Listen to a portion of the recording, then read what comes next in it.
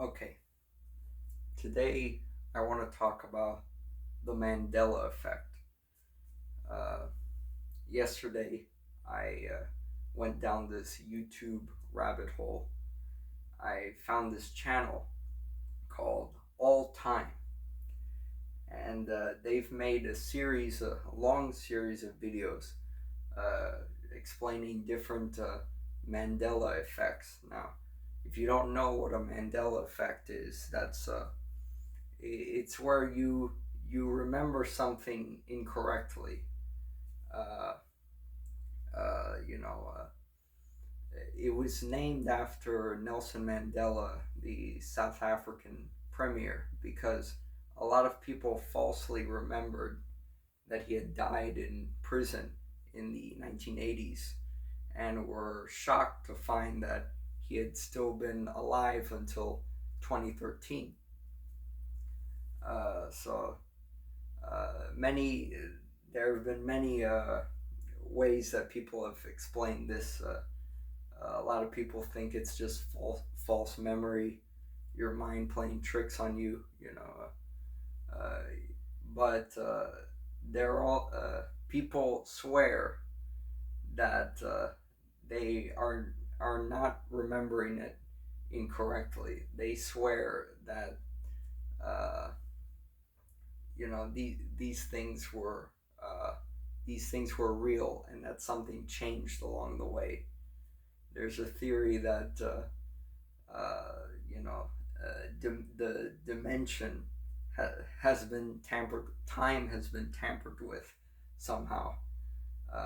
There's a theory about CERN, an organization in Europe, a nuclear research organization that using a machine called the Hadron Collider that's messing with the fabric of time and causing timelines to shift.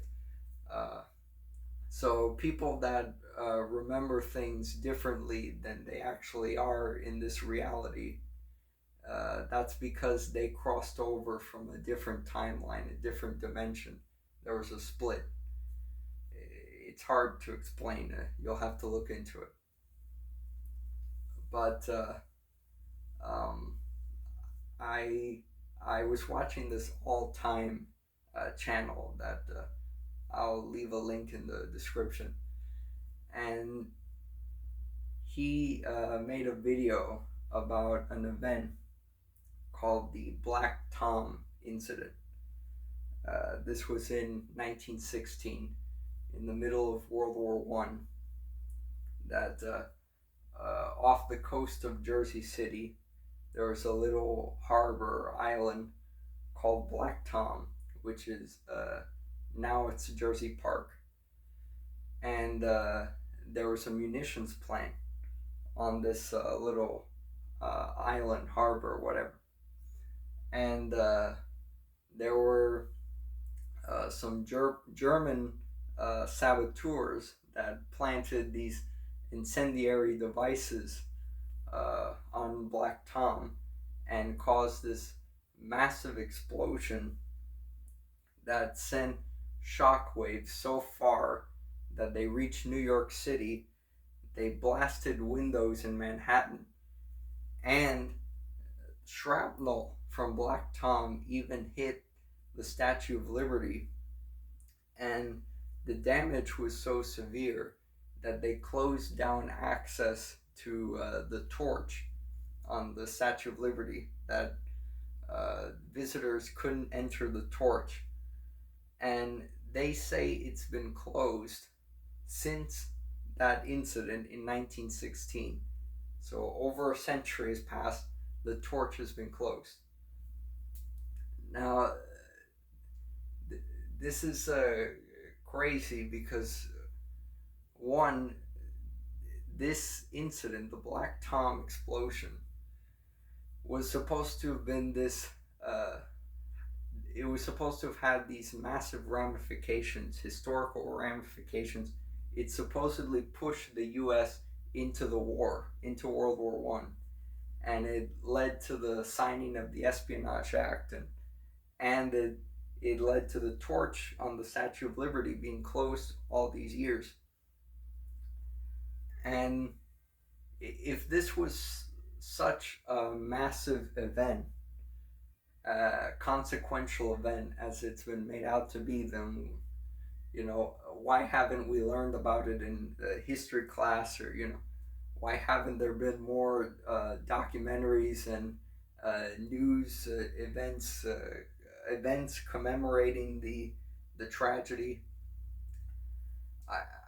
I found a documentary, one documentary that was on the History Channel in the year 2000, and uh, this was the year before 9/11.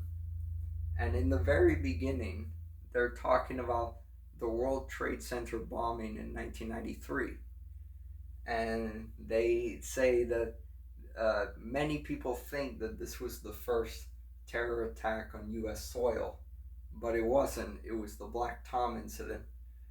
Uh, you would think that the first terror attack on U.S. soil would be more widely known, discussed, analyzed in history class, and more people would know about it. It would have been as big as Pearl Harbor, but many people don't remember. Many people who lived in the Jersey area, they don't even remember the existence of a Black Tom Island, ever in the history books, or you know, uh, it was supposedly renamed to Jersey Park, but uh, they don't they don't have memory of that name, Black Tom. Uh, and they supposedly know their history. So, uh, what's even crazier is that a lot of people remember visiting the Statue of Liberty and going up into the torch. A lot of people will attest to this. They can even describe the ladder that they climbed up. Uh, and there's pictures of the ladder leading up to the torch, and it's this narrow, tight, claustrophobic space with a ladder, and I don't know how they would ever let tourists climb up there, uh, more than maybe one or two at a time, because that tight space, that ladder, uh, you'll have to look it up. I don't know how that was ever feasible. I can imagine, there might have been accidents, or, people getting stuck or slipping and falling. I don't know how that would have worked. But there's people that can attest to being in the torch, even though it's been closed for nearly 110 years.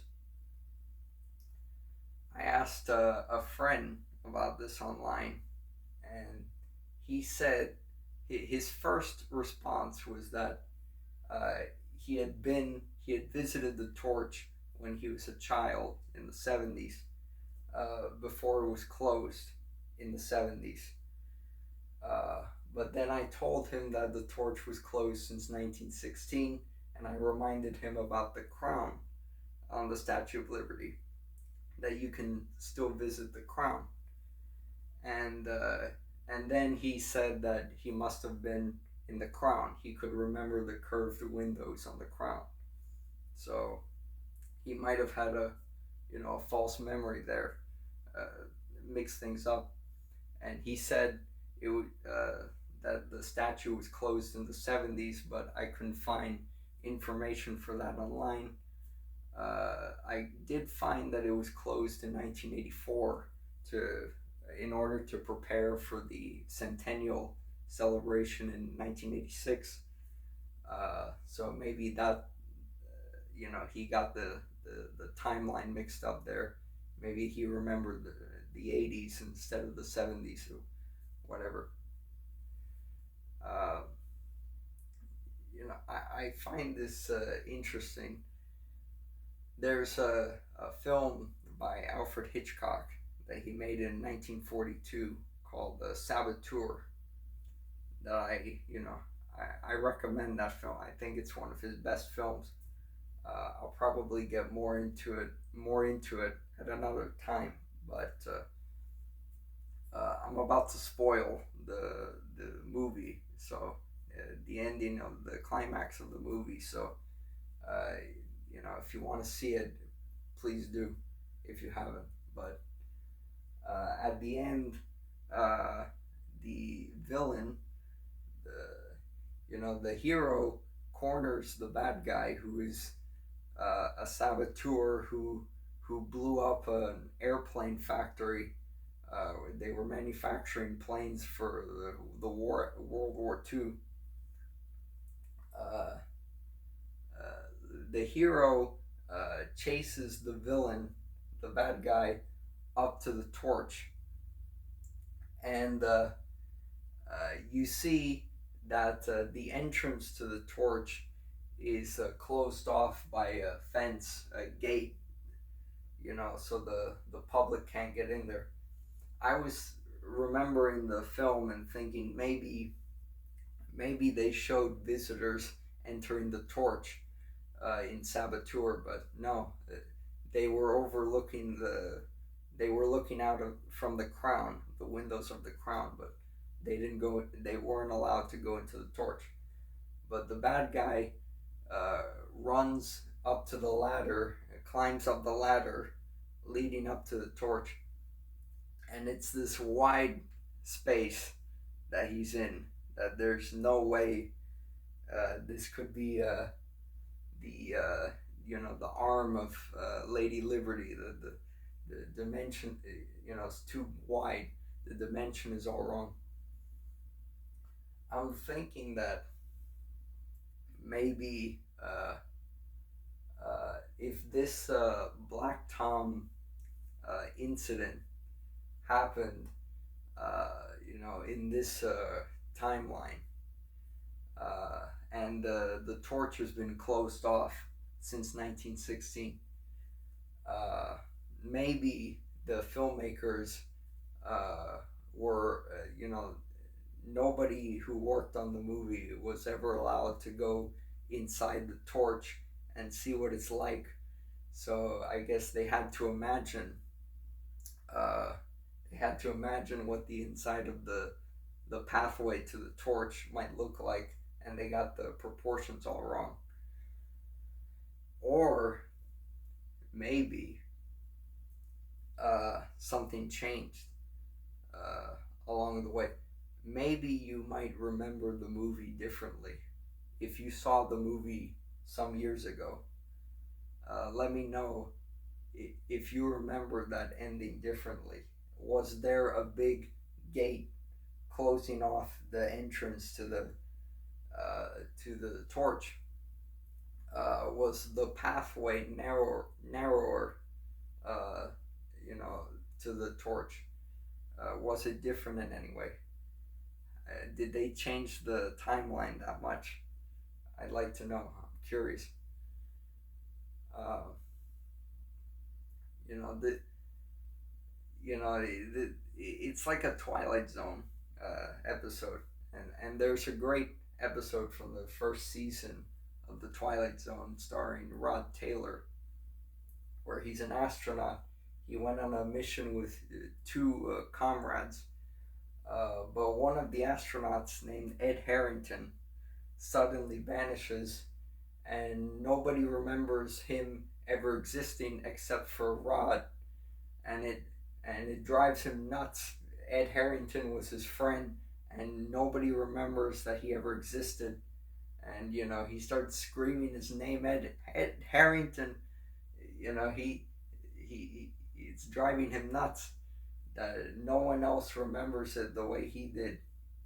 He swears that it had to have been, he had to have been real. He remembered him. He was just with him not too long ago.